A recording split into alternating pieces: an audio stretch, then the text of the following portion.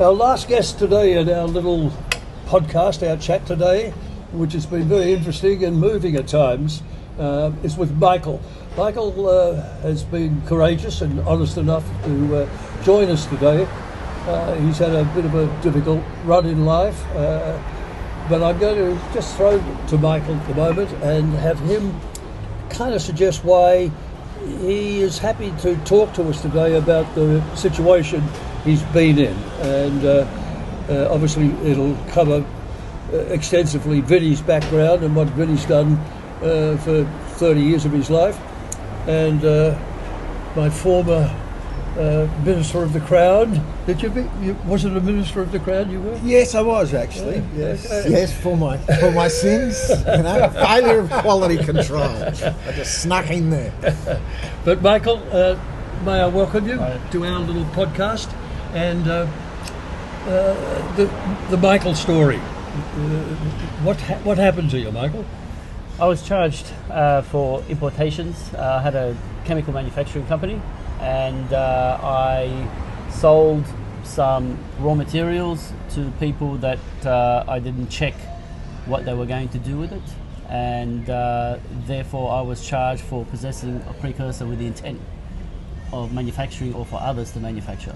Okay, and at no times you what you were importing, and I'm saying from a totally naive point of view now myself, but I'm sure if I was going to import something into the country, I'd kind of have done some background on what the hell I was importing into the country and maybe what else it could be used for beside what I was believing it to be used for. Definitely, the checks were done. The importations and the charges for the importations, I was not guilty. They were withdrawn after 6.5 years. So I was charged for 6.5 years, and then on the day of trial, they were withdrawn. I pleaded guilty to a possession of precursor because I was negligent in finding out what the person that was going to buy them was going to do with it down the line. Okay. Well, I'm going to pass now to my learned friend and colleague, Mr. Vinny. Having dealt with these sort of cases, I would think many times. Okay, look, so there obviously was a prima facie case in relation to the import, right? Yeah. And I mean, was it normally the type of chemical you would import into the country? No. No, that's right. And there's a reason why you imported it, isn't there? Correct. And the reason? Research and development. Yeah. And what were you researching and developing? More drugs? Well, we had 400 different products in our company. We manufacture chemicals. That's what business does. So importing these chemicals, we have more than 50 chemicals that are actually precursors in our range. And so it took the Crown 6.5 years to withdraw the other 20 or so charges against you? It took the Crown 6.5 years to withdraw the biggest charges against me. Indictable. The importations, yeah. Yes. And the reason they withdrew? Not enough evidence. Not enough evidence. Doesn't mean you're not guilty, does it? It never does.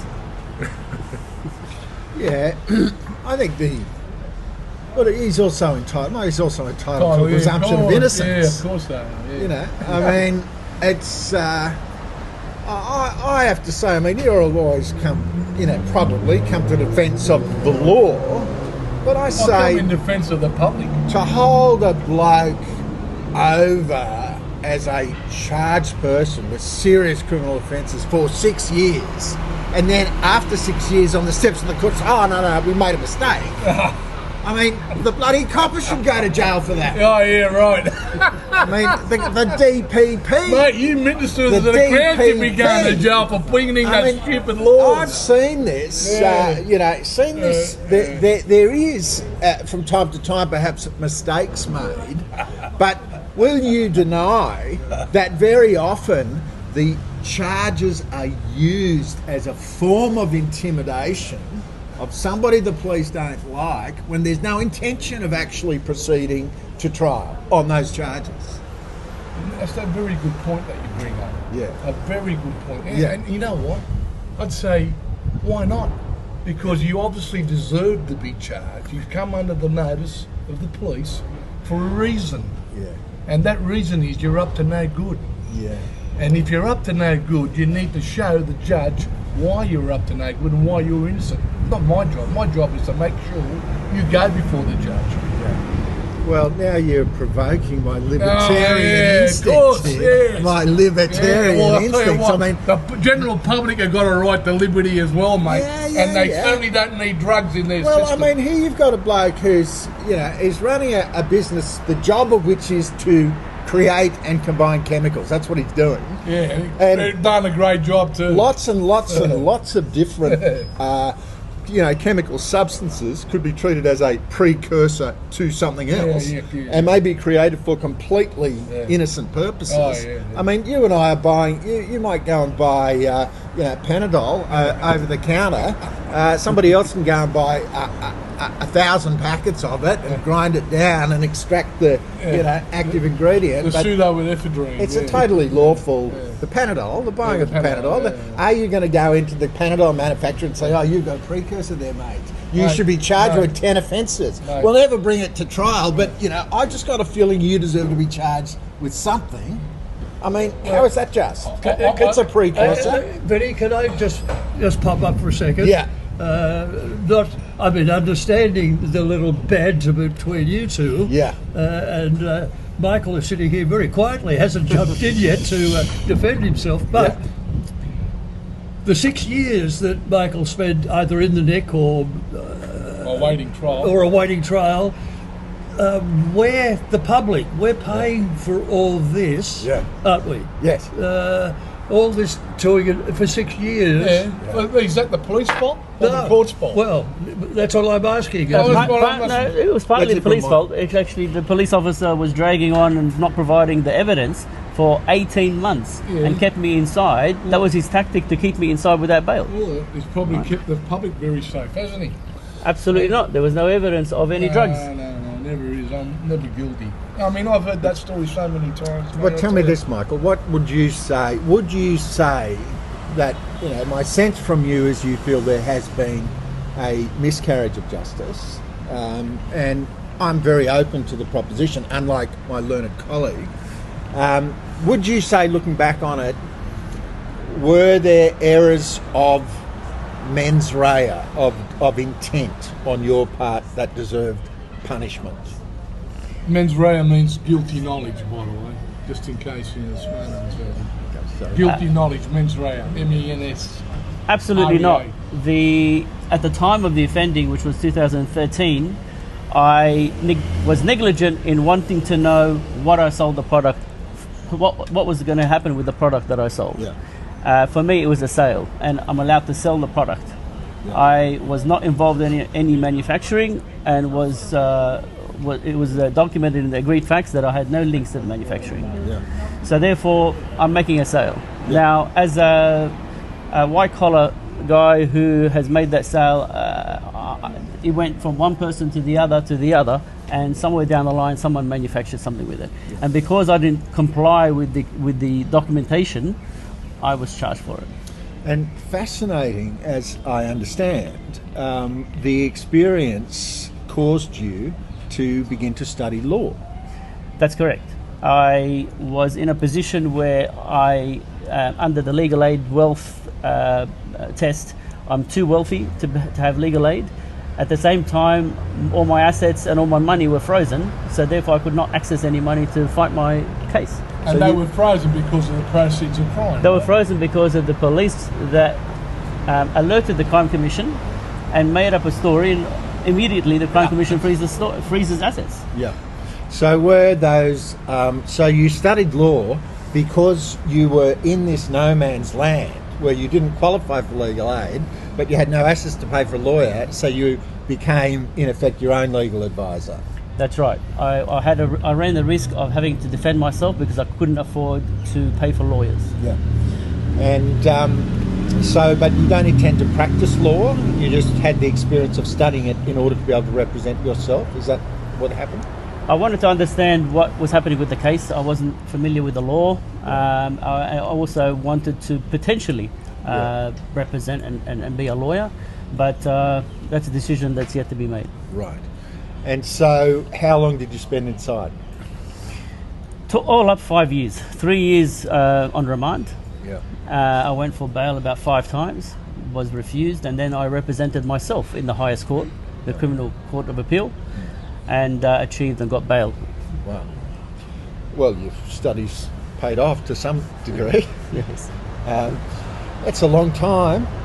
It's And quite. you can thank the police for that, because had he not been caught and sentenced, Yeah. he would never had the time to study law, Yeah. would he? Yeah. Hey? Yeah. Have we done him not a favour? Have we not made him a better citizen of the state? I don't know. That's but- not And may I ask, I mean, I tip the lid to the intelligence of my two learned friends here in their legal capacity, but Michael was the copper who you suggest was withholding some information to help you.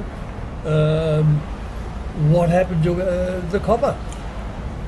Well, the second detective in charge during the case was actually dismissed and charged for fraud and dismissed off the force. The leading officer in charge was playing dirty with the evidence in terms of withholding information so that it drags on as long as possible. That came out in the committal proceedings, and that kept me inside for nearly 3 years until I was able to get bail. A response to that, my learned friend? I have no knowledge of that at all. I mean, this is all revelation to me that something like that has happened. But in any case, that doesn't excuse you from being charged for possessing things that you don't normally usually have that would manufacture more drugs. I mean, I hate drugs, and I hate anyone associated with drugs, because I know what drugs do to families. They destroy them. And anyone involved in that industry should never be given any leniency. Never. Because the price that the community pays when their children are addicted and destroyed by drugs is too high a price. Yeah, well, are we going to? What do you say is more damaging across the community as a whole? Addiction to drugs or addiction to social media in children?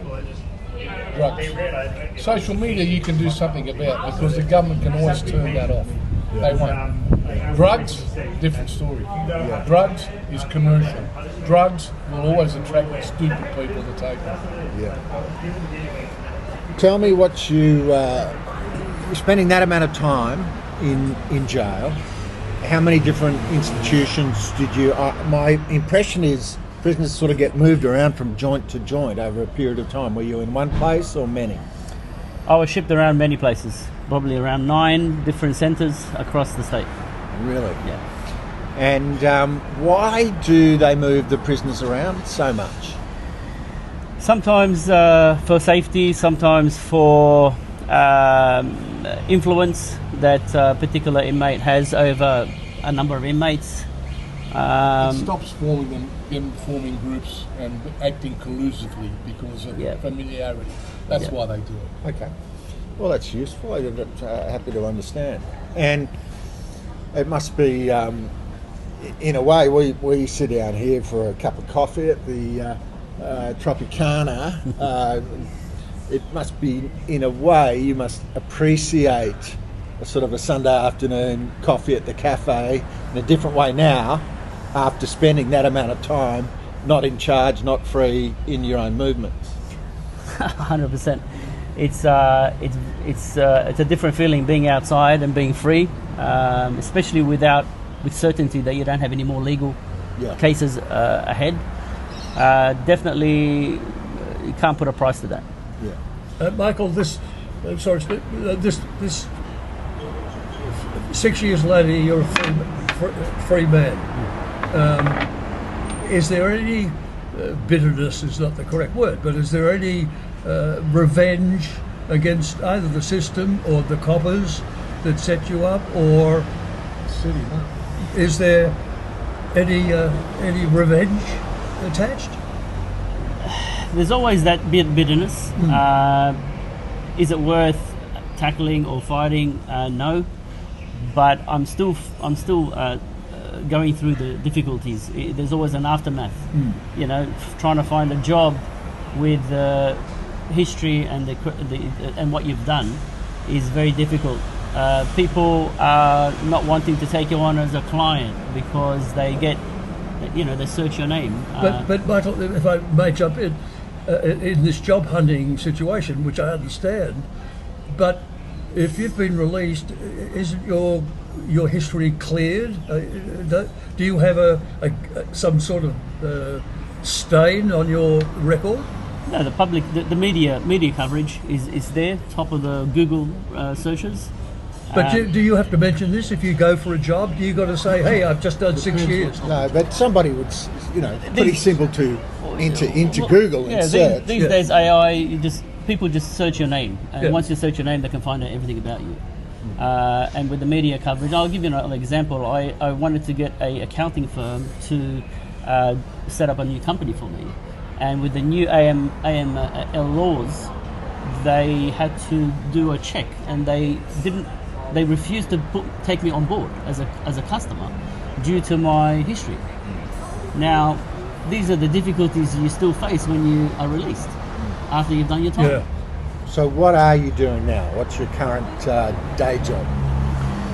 So right now we are probably one of the biggest in the country, finding sites that we build solar farms and to produce energy and put them back into the grid.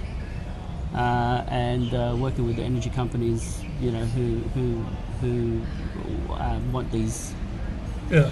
Tell me, it's a tangent from the way we were going, but the energy you're creating, presumably you're making all the energy during the day and nothing at night. Yes. And so tell us about, can I just ask, out of personal interest, what does the pricing look like of the product you're selling? I assume the pricing is pretty fluid, moving up and down according to the demand cycle. Definitely, you are producing energy during the day. However, you've got batteries that are set up as well. So the batteries store the energy, and we release it into the grid depending on when the energy companies want that spike or don't want that spike. Yeah. So anyway, well, that's, in a way, I'd like to talk to you some more about it. Maybe we'll do it after the show. But it sounds like you're kind of back on your feet. You've got forward momentum. You've been knocked down, but you've got back up again. How would you describe your current state of mind as we wind up? I think I have a more positive outlook, of course, but there is a lot of trauma and a lot of mental health from being inside, and the fact that my reputation was destroyed as a result of one detective. Yeah. Well, you can build on that, and you can get out. You can get over it. Okay. Snort some concrete and toughen up. You'll be fine. Yeah. Thank you, Michael, for being here and sharing the situation you were in and still suffering from. I know we all wish you well in your new endeavours, but it would seem to me, to our audience, if you're going into a business, kind of cross the T's and dot the I's and see what's happening in the business you're in, and But good luck to you, Michael. Thank you for being with us. Thank you very much. Thank you. Well, that's it for today. It's been an interesting day for us. We've covered many topics and topics of interest to you, I hope. So please join us, follow us, subscribe to us, troll us. Tell Vinny he's looking good, his diet is working for him. We miss Capri, our little dog, but the coppers are after someone. So please stay with us. Join us again for our next podcast. Thank you.